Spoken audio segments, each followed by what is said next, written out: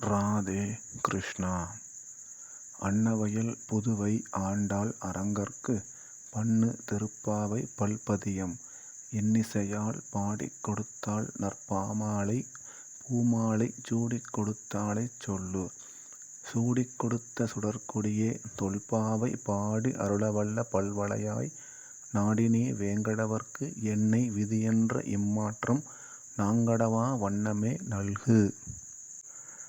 பாதகங்கள் தீர்க்கும் பரமனடி காட்டும் வேதம் அனைத்திற்கும் வித்தாகும் கோதை தமிழ் ஐயைந்தும் ஐந்தும் அறியா மானிடரை வையம் சுமப்பதும் வம்பு.